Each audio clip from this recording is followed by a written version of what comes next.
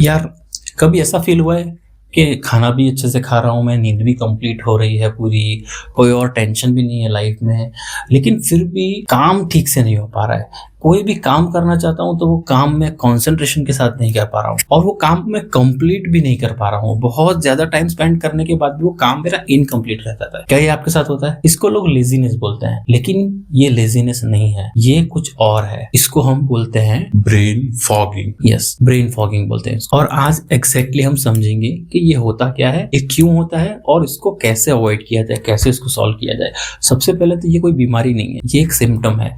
मतलब कि तुम्हारी बॉडी के अंदर कुछ ना कुछ ऐसी चीज जो गलत चल रही है जिसको हमें सुधारने की जरूरत है, या वो कोई हैबिट है, या फिर वो कोई ऐसी चीज की शेड्यूलिंग है जो हमें इम्प्रूव करनी है। तो यही चीज के बारे में इस चैनल पे हम बात करने वाले हैं। ये चैनल पे अगर आप पहली बार आए हो तो सब्सक्राइब कर देना। ये चैनल के ऊपर हम लाइफ प्रॉब्लम्स के बारे में और करियर ग्रोथ के बारे में डिस्कस करते हैं। तो ऐसी और वीडियोस अगर आपको चाहिए तो सब्सक्राइब कर लो। उससे पहले हम फटाफट स्टार्ट करते हैं, सीधा स्ट्रेट टू द पॉइंट। क्या प्रॉब्लम है, व्हाट इज ब्रेन फॉगिंग? अब ब्रेन फॉगिंग के पहले मैं आपको एक केस बता देता हूँ। मेरा एक दोस्त है राहुल, सॉफ्टवेयर इंजीनियर, और बहुत अच्छी जॉब है उसकी। रोज उठता है, सुबह में चाय पीता है, नाश्ता करता है, साफ सुफ होके पूरा ऑफिस में काम स्टार्ट करता है। लेकिन 1-2 घंटे स्पेंड करने के बाद उसको ये फील होता है कि उसने कुछ काम स्टार्ट ही नहीं किया है। उसने सिस्टम या लैपटॉप तो लॉग इन कर दिया है, उसने सारे टैब्स भी ओपन कर लिए, लेकिन वो काम नहीं कर पा रहा है।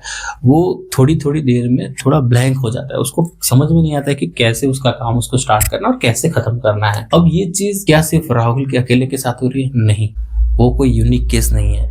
आजकल ये 18 से 30 साल के हर एडल्ट के अंदर बहुत कॉमन देखा जाने वाला चीज है, जिसे हम बोलते हैं brain fogging. So brain fogging को हम समझते हैं कि क्या क्या चीजों की वजह से ब्रेन फॉग होता है। सबसे पहला रीजन है नींद की कमी।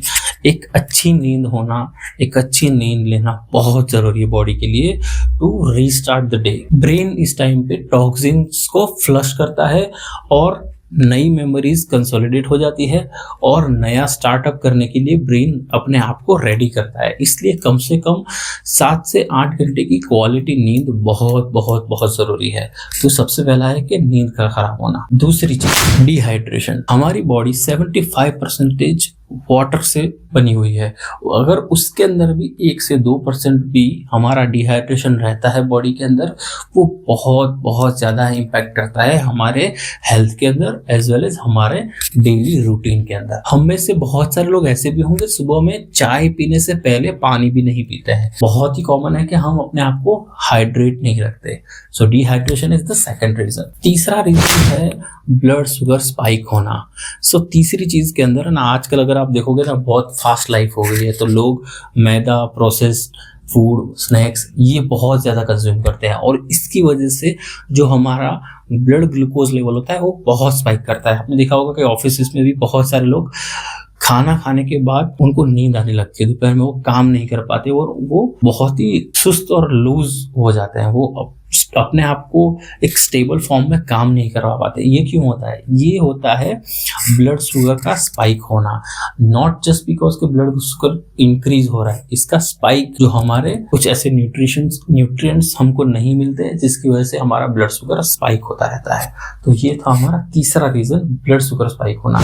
चौथा, नो फिजिकल मूवमेंट। बहुत सारे लोग हैं जो ऑफिस में एक बार बैठने के बाद सिर्फ लंच के लिए खड़े होते हैं, और उसके बाद सीधा लॉग आउट करने के टाइम पर जीरो फिजिकल मूवमेंट, या फिर वो वर्क फ्रॉम होम में भी अगर काम करते हैं तो जीरो फिजिकल मूवमेंट। बहुत ही टॉक्सिक है, बहुत ही बैडली इम्पैक्ट करता है आपके हेल्थ को। अगर हम एक्सरसाइज नहीं करते हैं तो हमारी बॉडी में केमिकल रिलीज नहीं होता है, जिसको हम बोलते हैं ब्रेन डिराइव्ड न्यूरोट्रॉपिक फैक्टर। ये लिटरली ब्रेन के अंदर नए कनेक्शंस बनाता है, और अगर आप अपनी जगह से उठते नहीं हो, अगर आप एक ही जगह पर स्टेडी रहते हो, तो ये भी स्लो हो जाता है। अगर आपका ब्रेन स्लो हो जाएगा तो आपका काम भी स्लो हो जाएगा, आप स्टेबल नहीं हो पाओगे। पांचवा है constant notification overload. So guys, बहुत सारे लोगों को ना हर 2 मिनट में, हर 1 मिनट में अपने फोन को देखने की आदत हो गई है।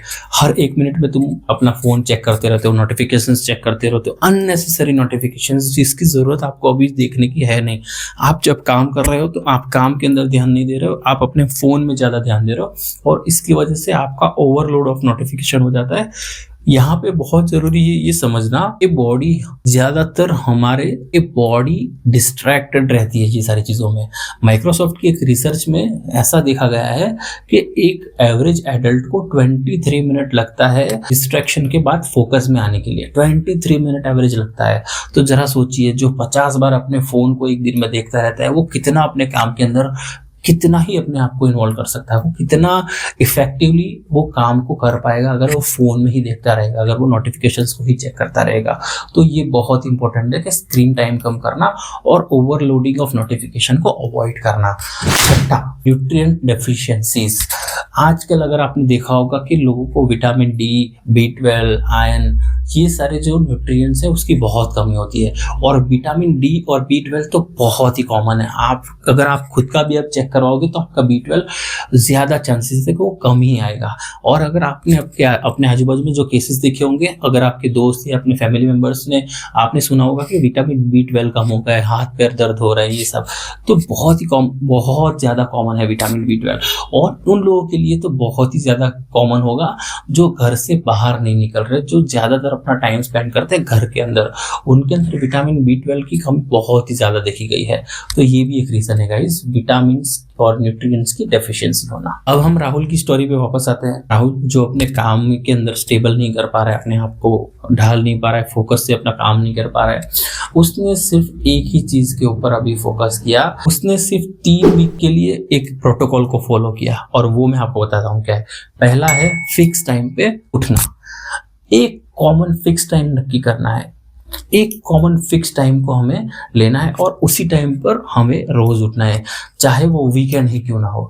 तो एक ही टाइम पे फिक्स वेकअप टाइम रखना है और उसको ही फॉलो करना है। राहुल ने 3 वीक तक यही फॉलो करा। दूसरा, पहले 2 ग्लास पानी पीना। सबसे पहले उठने के बाद नो स्क्रीन टाइम, फोन को रख देना है 30 मिनट तक, नो स्क्रीन टाइम, 2 ग्लास पानी पीना है। और अगर पॉसिबल है तो वो पानी थोड़ा उबला हुआ होना चाहिए, थोड़ा गुनगुना पानी होना चाहिए, ताकि आपकी हेल्थ भी अच्छी रहे और आपका पूरा दिन जो है उसका डाइजेशन भी अच्छी तरीके से प्रोसेस कर पाए तुम्हारी बॉडी। तो ये था दूसरा। तीसरा, लंच टाइम में रियल फूड खाना, दाल सब्जी, हाई फाइबर फूड और हाई प्रोटीन फूड।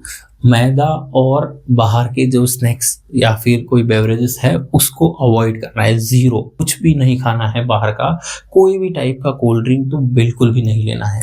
तो ये तीसरी चीज थी कि खाना अच्छा खाना है। चौथा, रोज 20 मिनट का वॉक, ब्रिक्स वॉक कहो या फिर तुम ऐसे ही चलने के लिए निकले हो, लेकिन फोन नहीं होना चाहिए हाथ में और सिर्फ चलने के ऊपर ध्यान देना है। 20 मिनट सिर्फ वॉक करना है, नो मोबाइल, नथिंग। ये चौथा। पांचवा, एक काम एक वक्त में। हमें एक टाइम पे सिर्फ एक ही काम करना है और वो पूरे कंसंट्रेशन के साथ करना है। हमें मल्टीपल टास्किंग नहीं करनी है, सिर्फ एक टाइम पे एक ही काम पे ध्यान देना है ताकि हम उसके अच्छे से जस्टिफाई कर पाए। राहुल ने ये सारी चीजें फॉलो करी 3 वीक तक और उसके बाद उसका क्या रिएक्शन क्या था। उसने बोला कि मेरी लाइफ के अंदर मैंने कभी नहीं सोचा था कि मैं इतना प्रोडक्टिव हो सकता हूँ, इतना अच्छे से मैं फोकस करके काम कर सकता हूँ।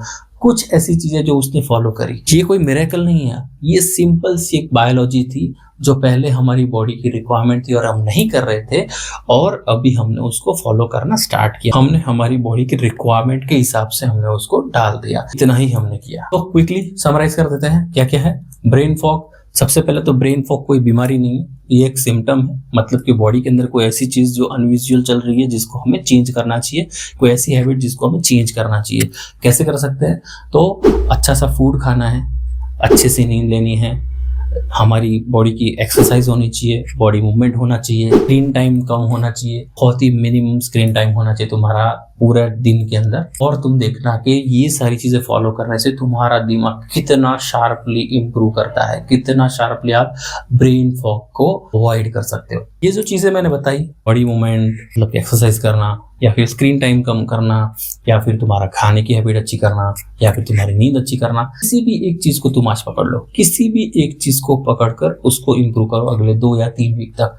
आई एम श्योर के ब्रेन फॉग का कुछ ऐसा पोर्शन है जो आपकी लाइफ से रिमूव हो जाने वाला है। अगर ये वीडियो अच्छी लगी है तो लाइक करो और कमेंट में बताओ कि ऐसी कौन सी कंडीशन है, ऐसी कौन सी हैबिट है जो आज से तुम इम्प्रूव करने वाले हो। और मैं कमेंट में जाके पढ़ना चाहता हूँ कि कौन कौन से लोग की कौन कौन सी हैबिट्स हैं जो आज से वो इम्प्रूव करने वाले हैं। अगर ये वीडियो अच्छी लगी है तो अपने उन दोस्तों के साथ भी जरूर शेयर करना जो ब्रेन फॉग का शिकार हो चुके हैं। और याद रहे, ये कोई बीमारी नहीं है, ये एक सिम्टम है, ये एक बॉडी को गलत जाने वाला सिग्नल है जिसको इम्प्रूव करना है, और ये क्योरेबल है। ये एक ऐसी चीज़ है जिसको हम 2, 3, 4 वीक के अंदर इम्प्रूव कर सकते हैं, बिल्कुल पॉसिबल है। ऐसी और वीडियोस के लिए मेरे चैनल को सब्सक्राइब कीजिए। तब तक के लिए take care, thank you, bye bye.